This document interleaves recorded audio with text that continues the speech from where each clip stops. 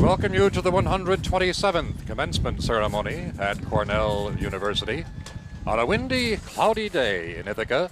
And as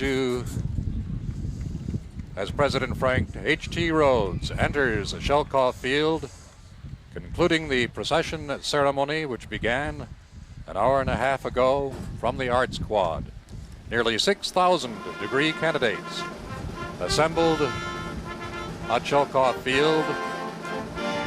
15,000 or more people in the Shelkoff Crescent.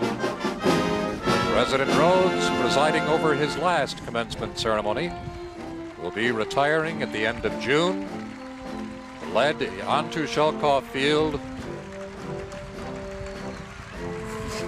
Mace bearer, Professor Emeritus Gene Robinson. And President Rhodes, with his traditional applause for the candidates, and President Rhodes, too, receiving a standing round of applause from the people assembled in the Cornell Crescent. It must be an emotional day for Frank H.T. Rhodes. He clearly enjoys presiding over this ceremony. Many people, Cornell staff, reaching out to shake his hand. The President holding one red, two white carnations, and gives up trying to keep his academic headgear in place. A wonderful smile from President Rhodes as people rush to shake his hand.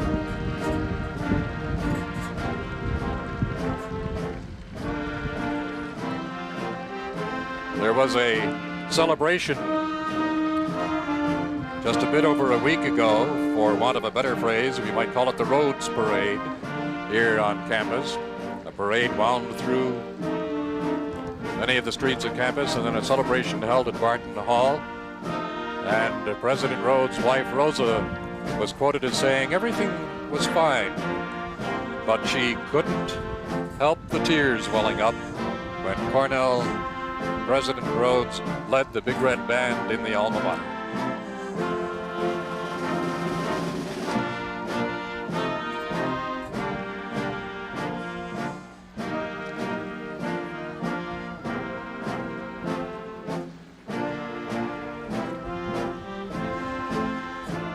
It is easy to focus on Frank Rhodes today, but I suspect he will not let us do that.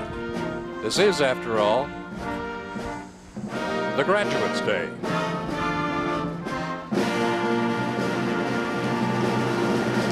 President Rhodes applauding the Board of Trustees at the Speaker's platform. And again, applause both for President Frank Rhodes and the soon-to-be graduates of Cornell University. Mr. President, for the 127th time, candidates for degrees from Cornell University have gathered for conferral of degrees and to celebrate this commencement. Members of the Board of Trustees, the faculty, administrative officers, and guests are in their places. The Assembly is hereby called to order. Please make yourself comfortable.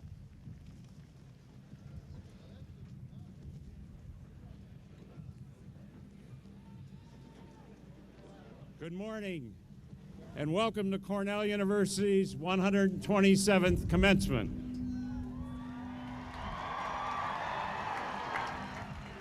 I am standing in this morning for Chairman Stephen Weiss, who is rapidly recovering from recent surgery.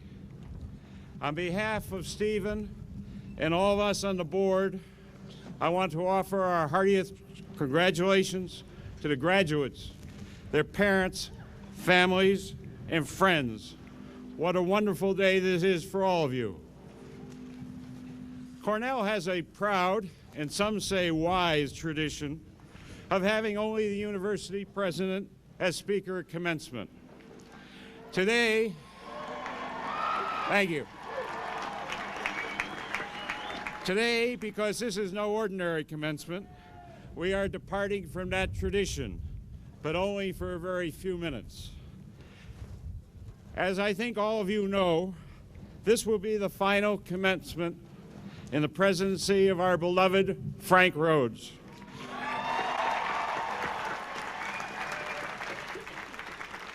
Who during his 18 years of leadership has set the standard for all who will follow.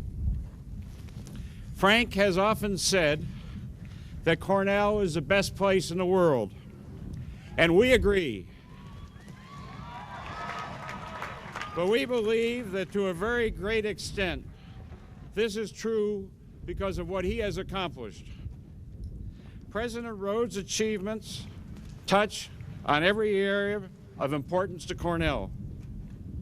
Its research, its teaching, the diversity of its faculty and student body, its financial health, its physical plant, all have been improved through his wise and strong leadership. Frank Rhodes leaves his mark not just on this campus, but on the national and international scene as a forceful advocate for higher education, as an advisor to U.S. presidents on education and research policy, and as an ambassador to our alumni and friends around the world. Today, thanks to Frank Rhodes, Cornellians can look to the future with excitement and confidence. Dr. Rhodes came to Ithaca at a pivotal time in Cornell's history, and from the moment of his brilliant inaugural address 18 years ago, he has articulated Cornell's aspirations with eloquence and clarity. He has made us aware that we Cornellians are members of a unique community where knowledge is the means and wisdom the end. He has led us with vision, brilliance, energy, and dedication. He has fostered scholarly excellence and has secured Cornell's future as one of the preeminent universities of the modern world. Today, Cornellians everywhere stand taller as a result. But it is on a personal level that Frank, together with his wife Rosa, has succeeded most triumphantly. Cornell's students, faculty, staff, and alumni have become part of their extended family.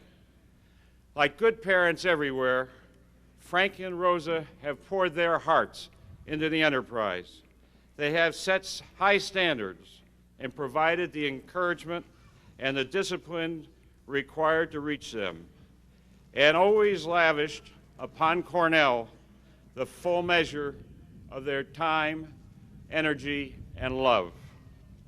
Chairman Weiss would like me to say what a personal honor and privilege it has been for him to work side by side with President Rhodes, as it has been for the three others who have chaired the Board of Trustees, and for those of us who have served on the board during his presidency. Frank Rhodes leaves a remarkable legacy for our new president, Hunter Rawlings, who will take up the mantle of leadership in July. All alumni and generations of future Cornellians will be beneficiaries of this legacy.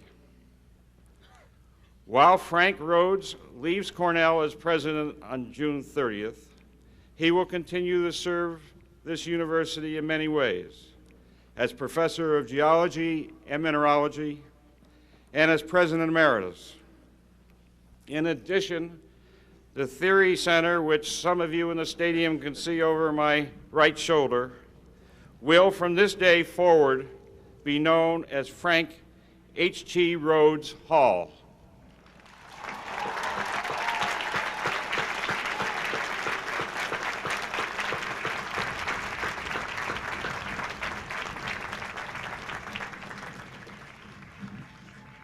However, most importantly, the Rhodes will be forever in our hearts and always be our friends.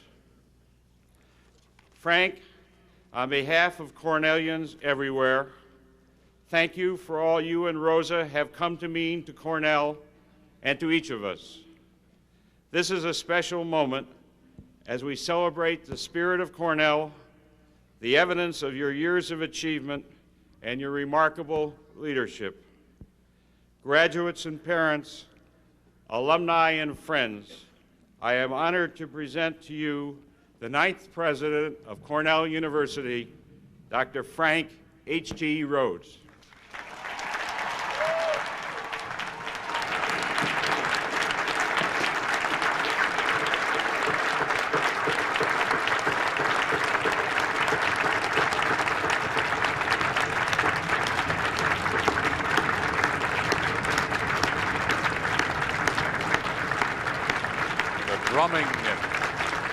Drumming sound you may hear, the students on the platform on Chillicothe Field. Please be seated. Chairman Tanner, thank you for those generous remarks, which Rosa and I deeply appreciate. Members of the glorious class of 1995,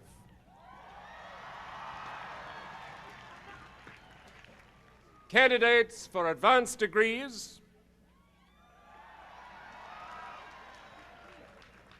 parents, spouses, families, and friends of the graduates,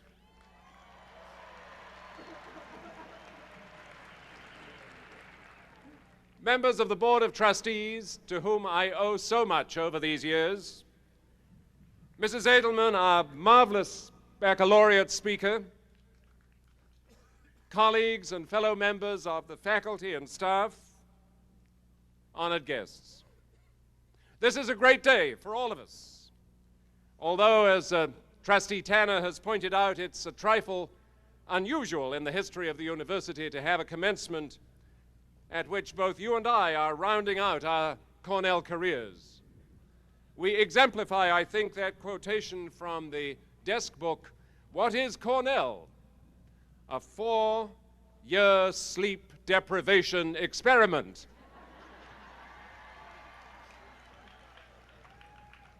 But after 4 or 6 or 8 or more years, here you are with your hard-earned degrees.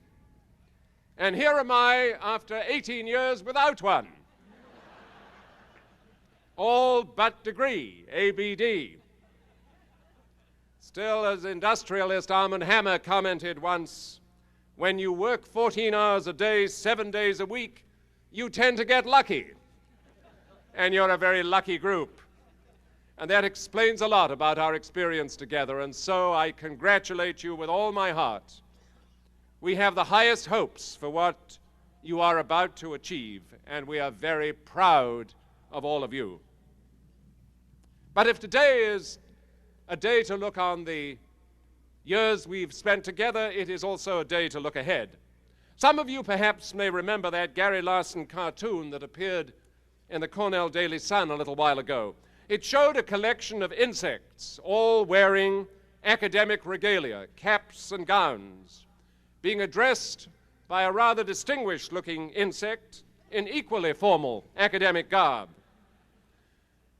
And the speaker was saying, and so as you enter the adult phase of your life,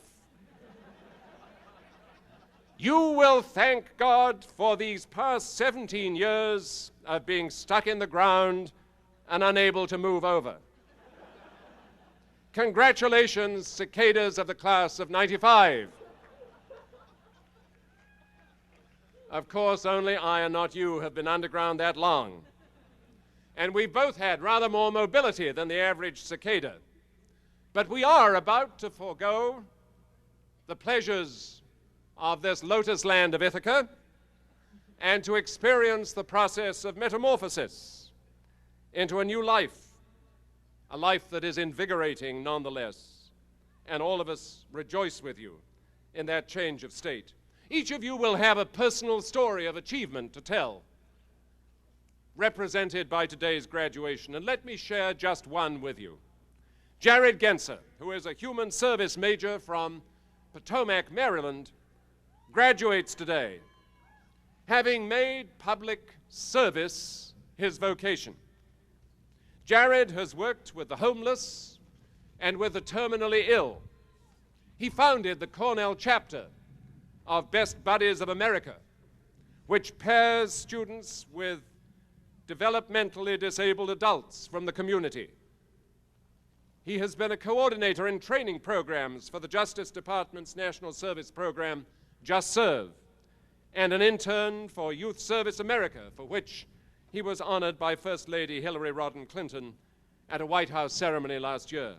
And he graduates today with the John F. Kennedy Memorial Award, which honors the outstanding senior devoting himself or herself to a career in public service, and as one of only 12 scholars worldwide to be named to a Raoul Wallenberg Scholar. He will spend the next year at Hebrew University in Israel studying the function of leadership in democratic societies. And all of you have that sort of story to tell. Class of '95, great job.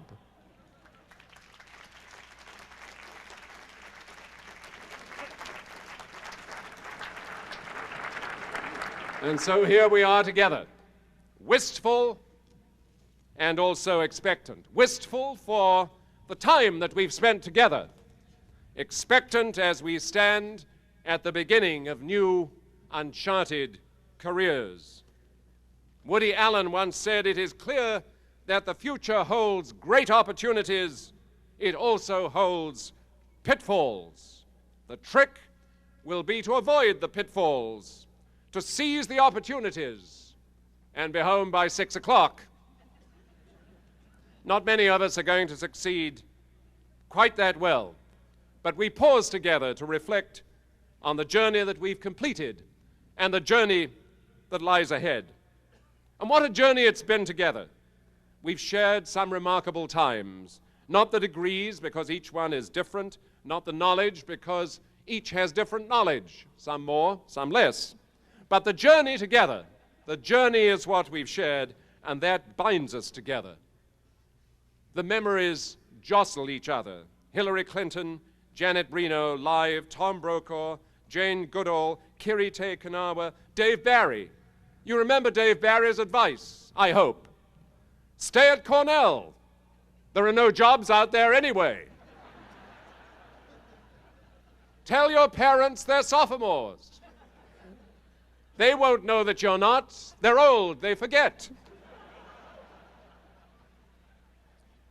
We took in 2 winters that threatened to engulf the campus, threatened never to end, with the campus buried under literally feet of snow, and 1 winter, the one just passed, that proved to be an empty threat that was called off before it ever began. We've survived Green Dragons and Slope Day, the latter only barely, I should add. And that remarkable parade on the Tuesday after classes that Rosa and I will never forget as a great outpouring of goodwill and love, and we thank you for that.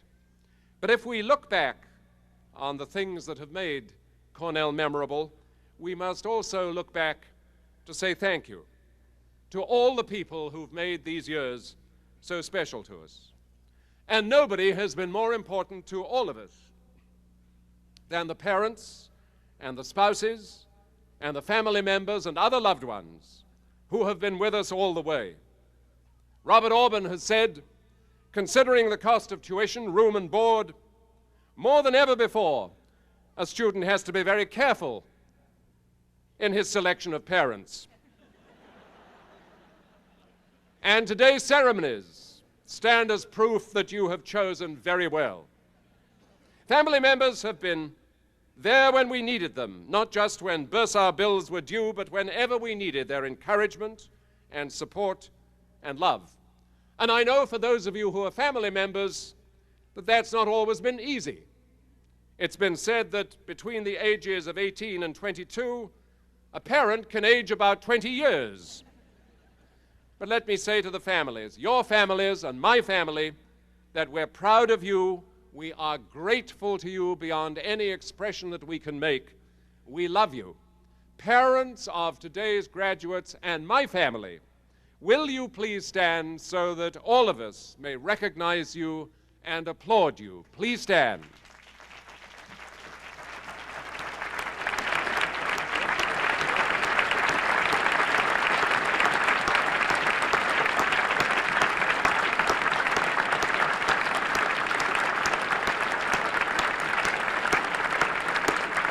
Thank you. There are others who have figured prominently in the success we celebrate today. Members of the faculty and other teachers, mentors, coaches, advisors, chaplains, members of the Board of Trustees and other benefactors who give to Cornell so much with such fidelity, and those who've served us in countless other ways on the campus, in the dormitories, on the playing fields, in the libraries, in the dining halls, meeting our needs, beautifying the grounds, caring for us. And I want to salute all of them today by recognizing especially those who are retiring.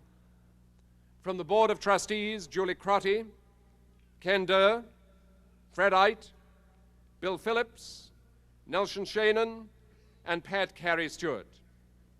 From the administration, Provost Mal Nesheim, Senior Vice President Jay Morley, and Deans Bob Femister and David Cole.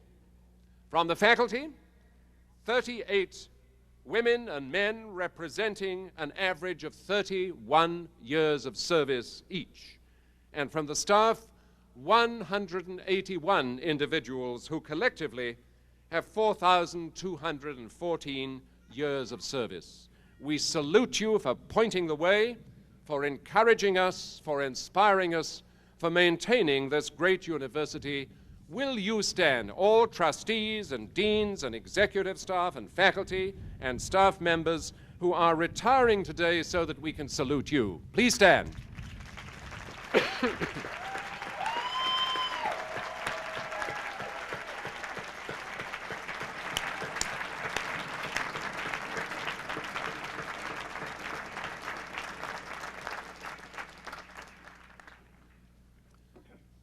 The flags in the stadium today fly at half-staff. We mourn the death of Richard Raymond, who was for 41 years a member of this university's staff and for 24 years a vice president. Richard Raymond died yesterday. Cornell never had a more devoted son, or I, a more faithful friend, and we mourn his loss.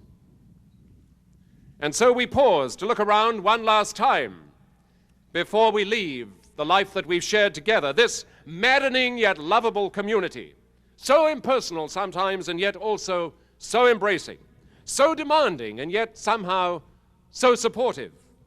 We pause to look once more across this wind-swept hilltop, across this glacier-gorged landscape, to wander once more along those trails and the gorges and those cascading waterfalls, these familiar pathways and these welcoming buildings, to wonder once more at this improbable creation in this unlikely place of this remarkable institution founded by the stubborn dream and steady conviction and unswerving commitment of one individual, Ezra Cornell.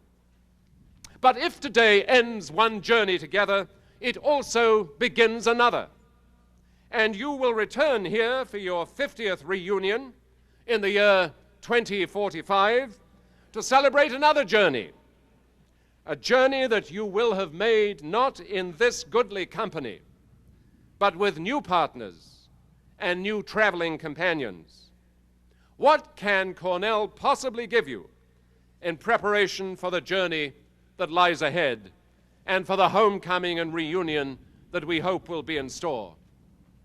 I've thought about that a lot since last summer when I made my first visit to Ithaca, the other Ithaca, the Greek island in the Mediterranean for which our city is named. I went in company with over 100 Cornellians, many of whom are sitting here on the platform today.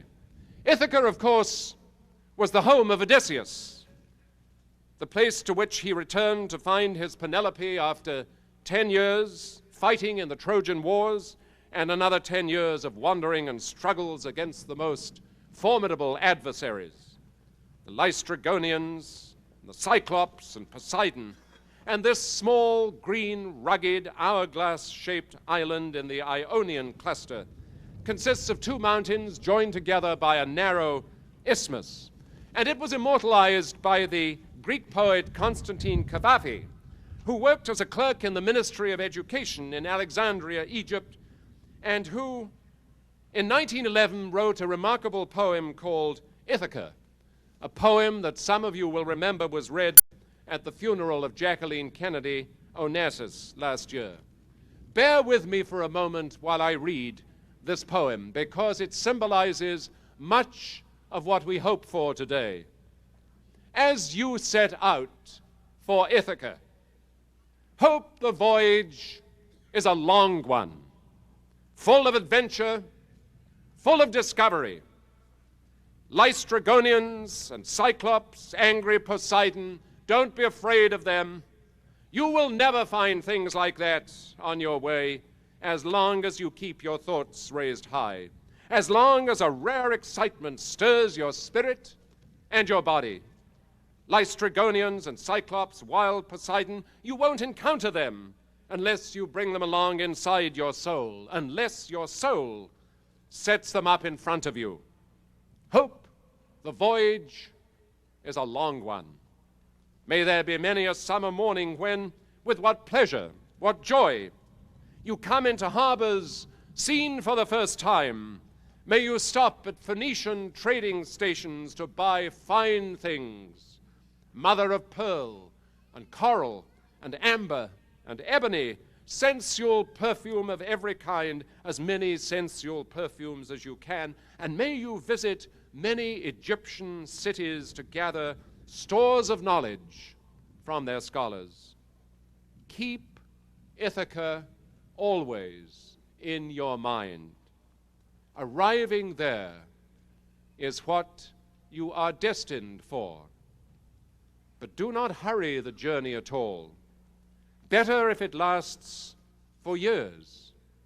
So you are old by the time you reach the island, wealthy with all you have gained on the way, not expecting Ithaca to make you rich.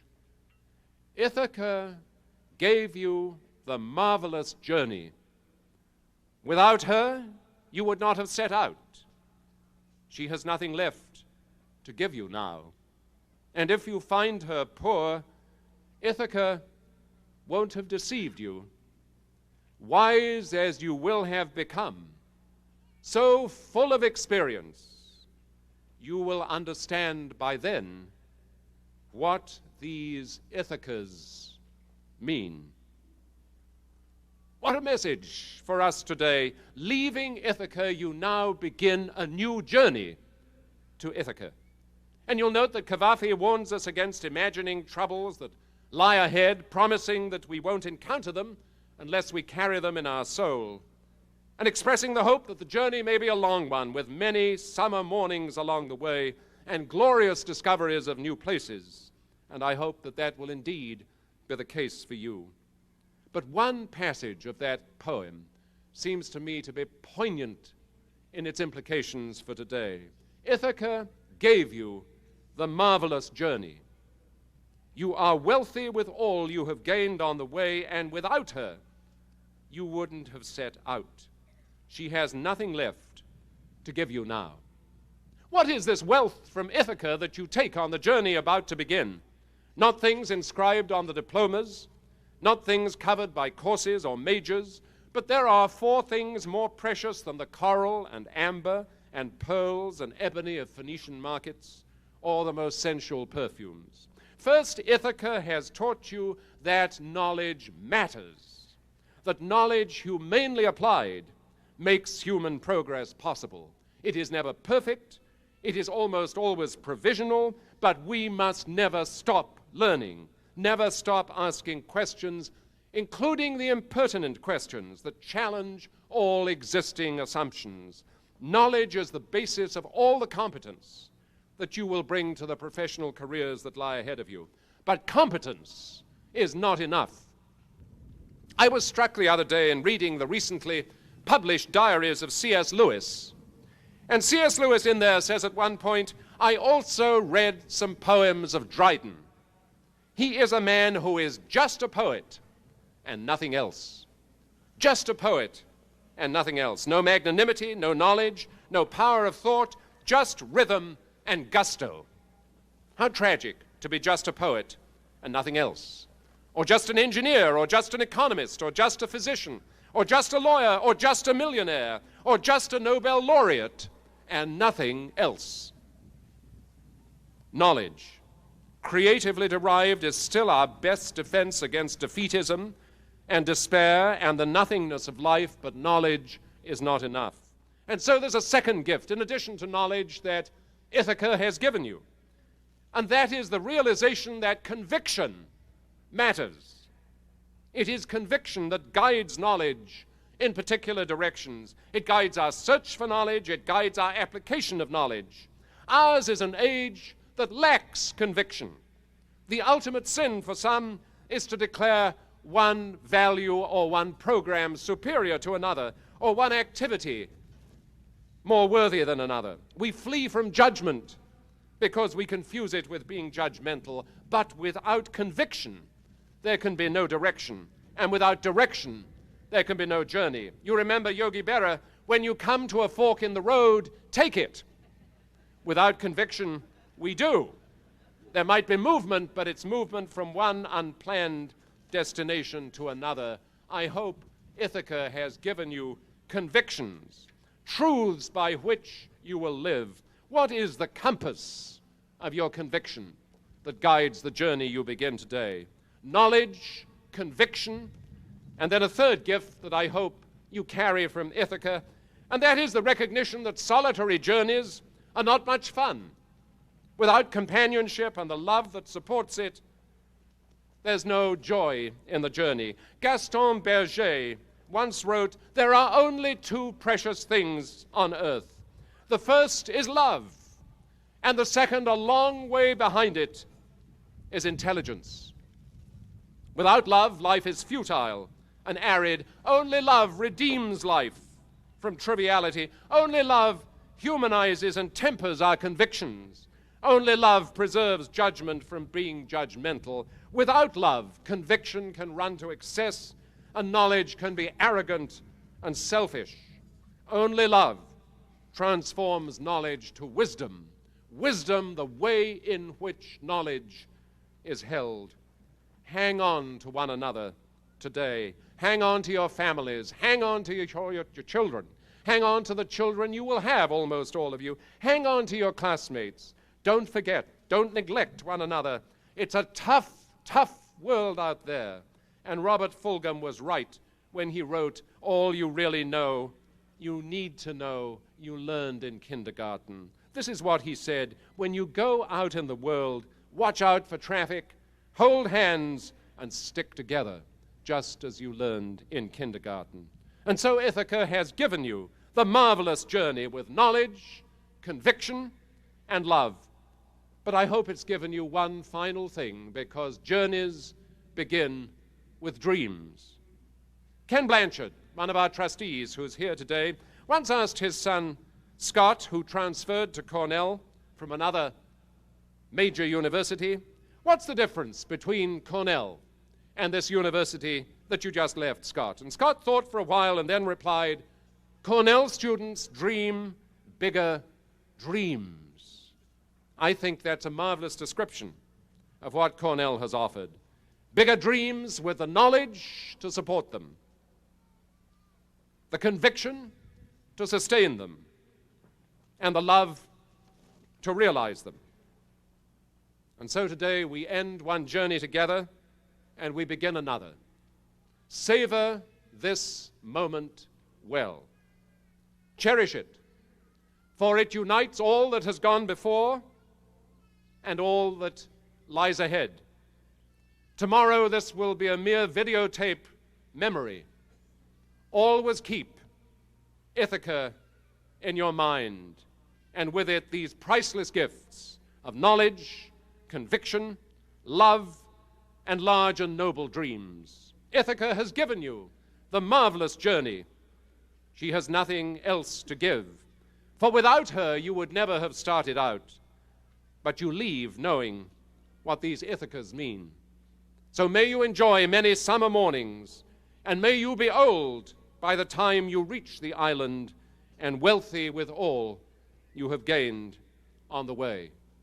And as you make that journey from Ithaca to Ithaca, I leave you with the old Gaelic blessing which we have used each year at commencement. May the sun shine gently on your face. May the rain fall soft upon your fields. May the wind be at your back. May the road rise to meet you. And may the Lord hold you in the hollow of his hand until we meet again. Graduates of the glorious class of 1995, congratulations, good success, Godspeed.